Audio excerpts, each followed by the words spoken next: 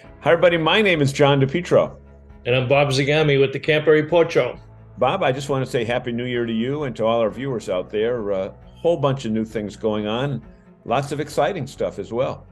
Yeah, it's back to work time, and we took a couple of weeks off and enjoyed that respite, but time to go back to work and kick off the new year.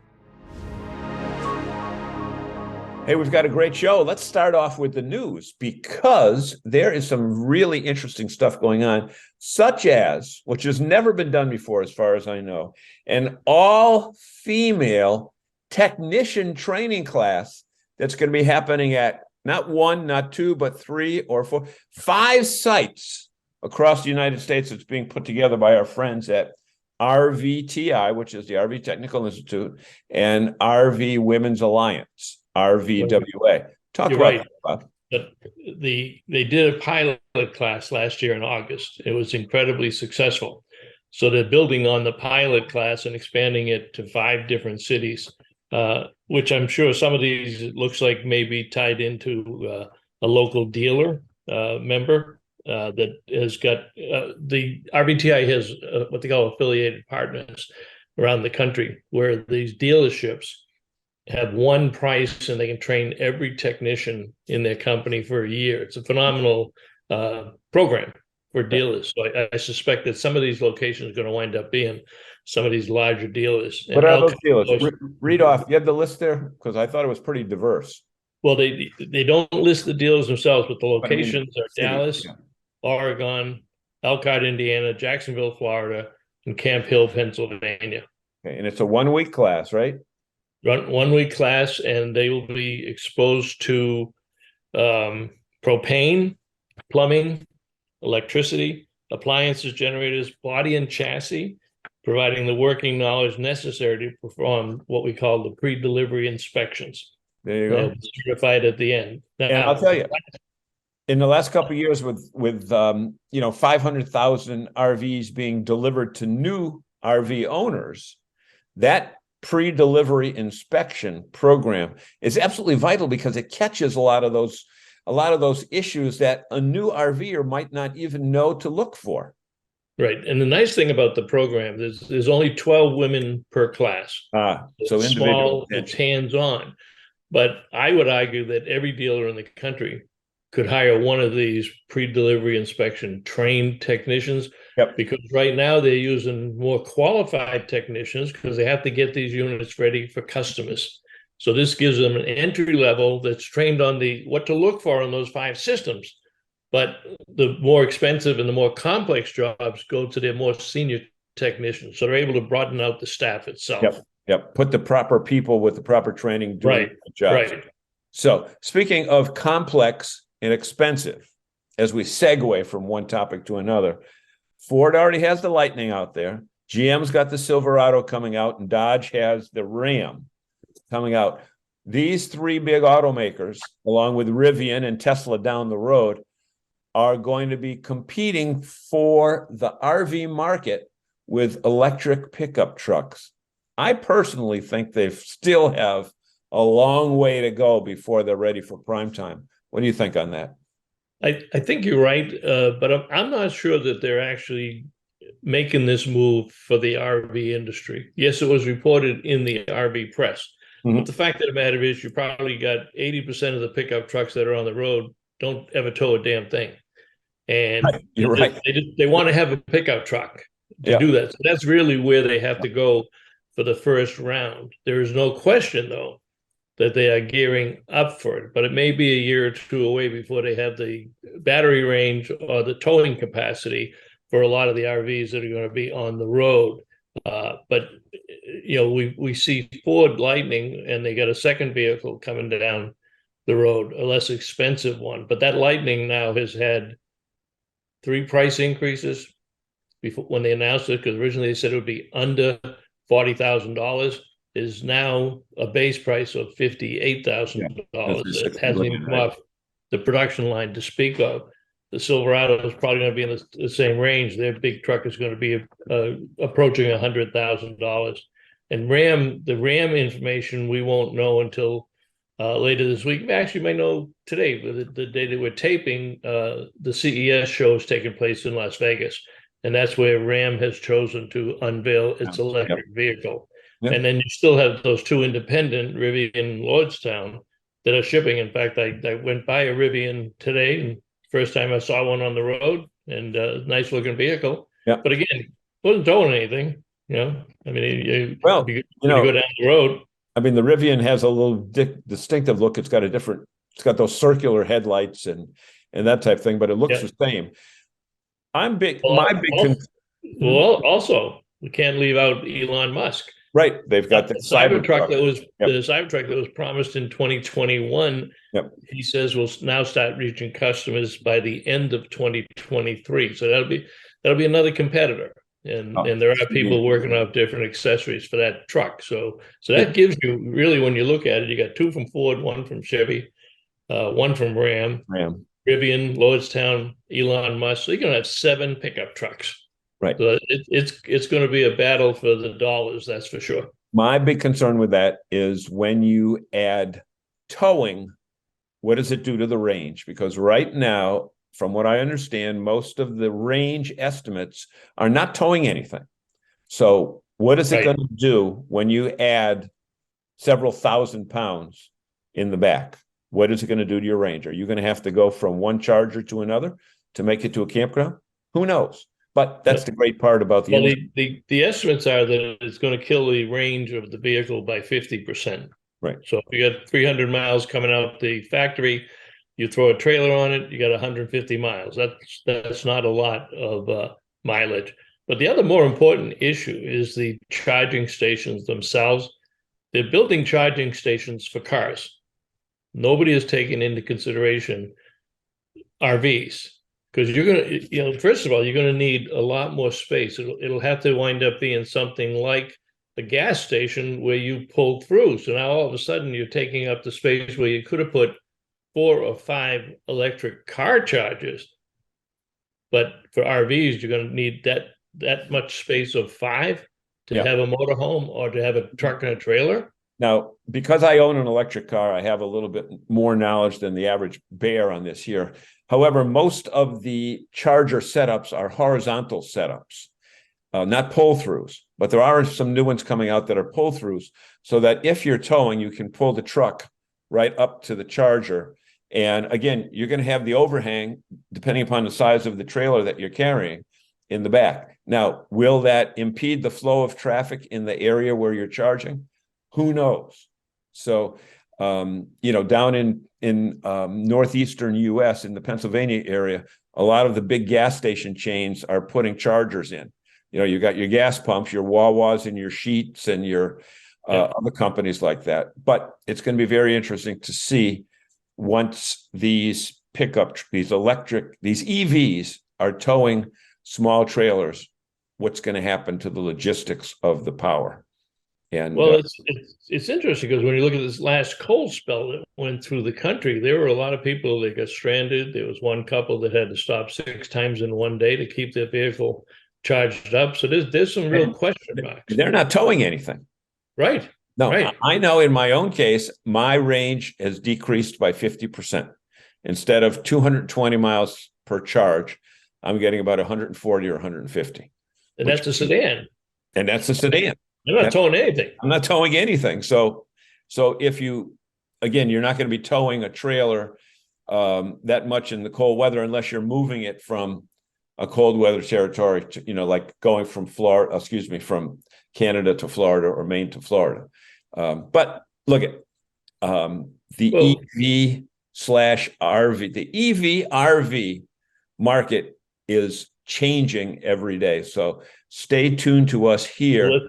Let's make note that we're going to talk later in the show about RV shows, and if you go into RV shows, see if there's a seminar by Mike Sokol of RV Electricity. We're bringing him into the Boston show, and one of his seminars is on EVs and RVs and the truth about whether or not they can tow. And I wonder if we might see, because I think the demand is going to be much more than their ability to supply them. I wonder if you'll see them take a stance where they don't sell them necessarily up in the north or the northern part of the country. If you can't fill the demand, maybe they'll just go across the southern end of the country and put them down there and do some more testing and evaluation. If you drive it up north, take your chances. We'll see. We're running over on this segment, but we'll see. And we are going to do a special segment tonight on how to be a pro at an RV show. And it's coming up right after this, right here. Where, Bob? On the Camper Report Show. Stay with us, everyone. Mike here from RV Blogger. Don't waste hundreds of dollars on an external GPS for your RV. All you need to do is download the RV Life app right onto your phone. This app is so cool. It has RV GPS built right into it. So you can load all the specific measurements and weights for your RV. It'll give you directions safe for your RV to follow. And by the way, if you have RV Trip Wizard, directions for your trips upload into this GPS automatically. And welcome back to the Camper Report Show. We've got a very special show lined up today because it's the start of the RV show season. And RV shows run basically from January through April in virtually every major city in the United States. And Bob Zagami is here, and Bob had, over 25 years of experience with shows. And Bob, why don't we do this? I'll play the new guy and you play the expert. And I'll ask you some questions that newbies might have. And you tell us how to get the most out of a show. Because would you agree with me, Bob, that if you're going to your first show, it can be a very daunting experience? Absolutely. They have no idea whatsoever as to what they're getting into or what they should be doing. Okay. So let's do this. Let's do this rapid fire. Rapid fire. Okay. Long answers. We'll do short answers so people can. If I run too long, just give me the timeout now. Exactly. Okay. So where are shows being held? What type of venues host these shows, and how can people find out about them? There's a lot on the internet. If you Google RV shows, you'll come up with probably 4 or 5 different lists.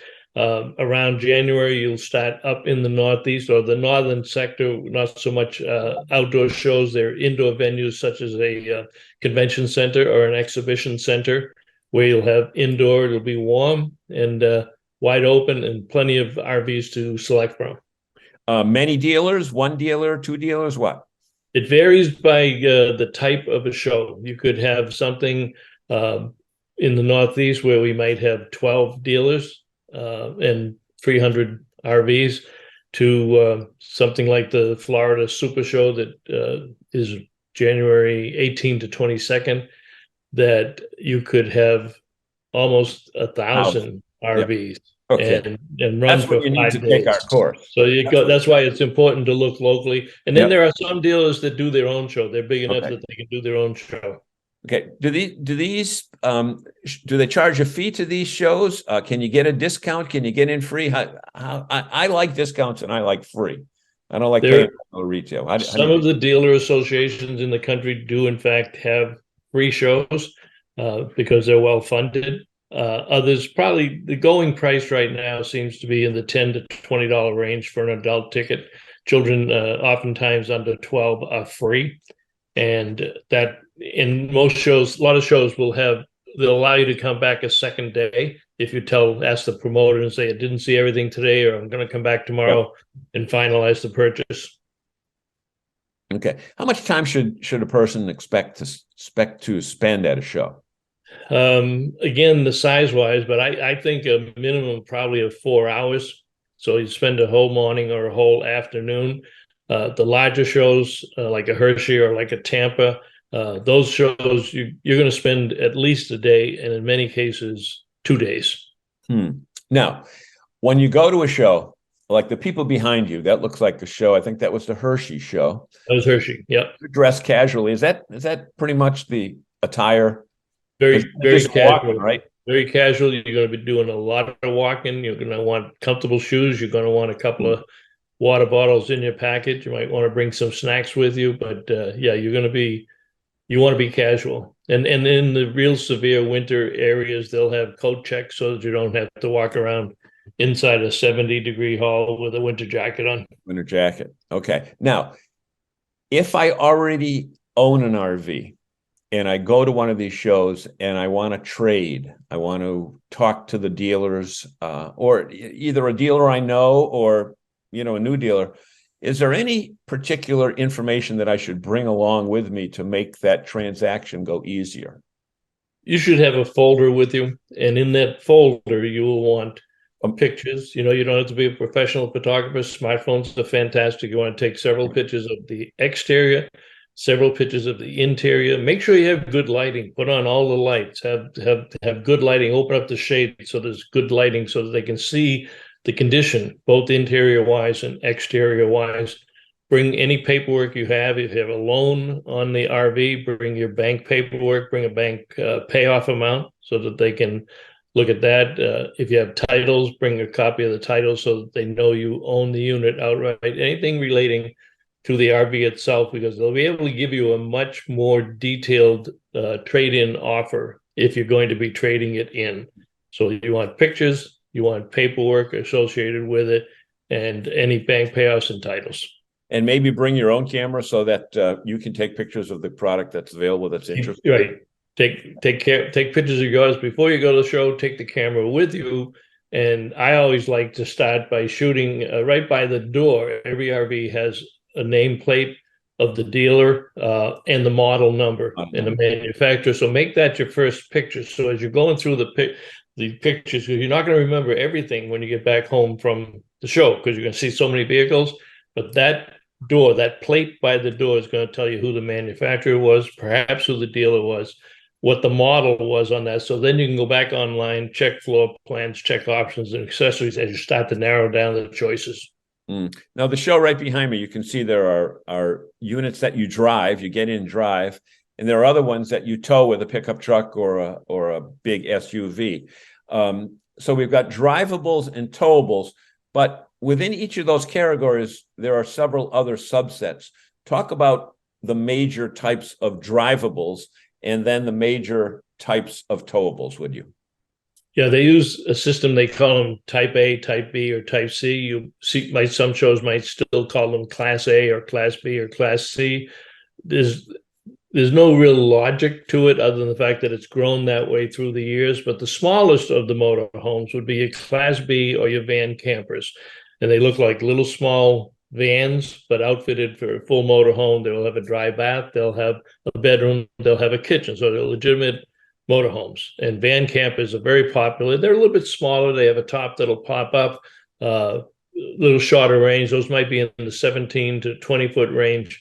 The larger Class Bs can be up to 22 feet on that. Next one up is Class C, and that's the one that goes down the highway, and it looks like a truck front, but it has a cab over the engine area.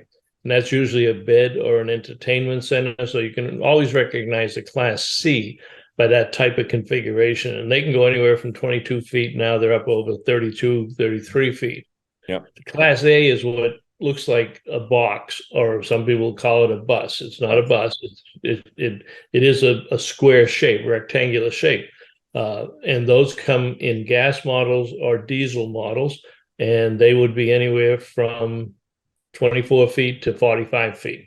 So when you look at the industry in the towable range, I forgot the fifth wheels there on the towables. So on towables, you start with a pop-up or a hybrid, which is the smaller ones, and they have extendable sides, the roof that comes up. From there, you'd go to a travel trailer, which is kind of rectangular, much like the motorhome configuration. Then you have a fifth wheel. Now, fifth wheels are units that are towed by pickup trucks. We talked about the pickup trucks earlier in the show.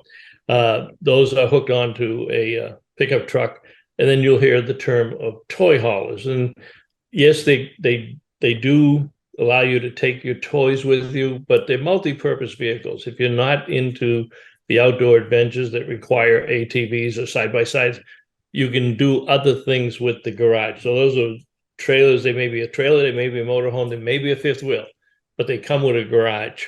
and that garage can be configured for a home office, for a private business, for stocking warehouse. If you do a lot of trade shows, there's a lot of different things. Or some of them can be configured with 4 beds, a queen size bed in the ceiling that drops down, 2 couches underneath that drop down. A lot of them have half baths. Some units now are coming out with 2 full baths. So you got to look at your needs as you go around. So as you see these fifth wheels, a toy hauler is a version of a fifth wheel, but you generally can't tell unless you look real closely, because it's got a big giant garage door in the back that pops down. But we do have toy hauler trailers, and some of them now are down into the 17 to 19-foot double axles. They have a small kitchen and bathroom in front. They don't have a full bedroom. So in the garage area, they'll have a bed that comes dropped down out of the garage. So even in something as small as 19 or 20 feet, you could still have a toy hauler. And the majority of those are for the garage, and then you have a small kitchen and bathroom at the front. And then you have toy hauler motorhomes. So we have Class C and Class A motorhomes. Now, the Class C would have that larger garage and the bed in the ceiling. The Class A has a full Class A motorhome in the front and the garage on the back. So you've got everything in the front. And if we haven't confused our newbie audience enough with that, all we want to tell you folks is spend the time, spend a day, spend 2 days, bring your kids with you. It's very important to bring your kids with you, because so many young families now with kids are buying their first trailer or motorhome, and they look for bunk beds that didn't exist one generation ago. Right. So bring the kids, bring everybody, make it a day, and have fun at an RV show, and come out of that RV show with your first RV or a new RV. Either way. And don't be afraid to ask questions. Ask questions of the dealers, ask questions of the manufacturers' reps who are there supporting the dealers. More importantly, ask questions of other RVers who are walking around in the crowd or sitting next to you at a seminar. You just brought up something that I want to ask you about as we close this segment. Is there a certain time of day or time during the show that will give you more time with the sales rep? And I'm thinking if you get there first thing in the morning or the end of the day, as opposed to being there at noontime on Saturday when you may not have the time to get the questions answered that you want. The ideal time is probably the last 2 or 3 hours of the show. People that came in early in the morning are tired. They've worked their way through the show and they go home. Less people there. If you want to be one of the early birds, yes, you can get in as soon as the door opens. In that case, you want to do some homework before you go to the show too. Look at the website for the show, look at the floor plan, and determine the most important dealers or companies that you want to visit. Circle those. If you get there early, that's where you want to go first. Be the first one into those groups. Then if it gets too crowded, you can leave later on. But you will have seen the most important dealers and the most important products that you were going to the show. Great. And we want to let you know that you are watching the Camper Report Show, and much of the material that we get from the Camper Report Show comes where, Bob? RV Business and Woodall's Campground Magazine. Rick Kessler and Ben Quiegel. Our only source of information and news to give to you, that we bring out here. So once again, Happy New Year, everyone. Have a great time at RV Show. Stay with us here on the RV. What's the name of this show? The Camper Report Show. For the next few months, we're going to be doing some stuff that we've never done before. It's a whole new year. It's a whole new Camper Report Show. And my name's John. We're going to shake it up a little bit. And if you would share the link, share the show, send it to your RV friends and say, hey, you got to check out John and Bob at the Camper Report Show and help us build that audience. There you go. And if you see that display that's right behind Bob, the RV Life display, that'll be in Tampa. That'll be at other shows throughout the country. Stop by and say hello to everyone there. And if they're really lucky, they might see you and I in the booth, depending on the show. You're right. You know, the show. Have a great day, everybody. Thanks so much.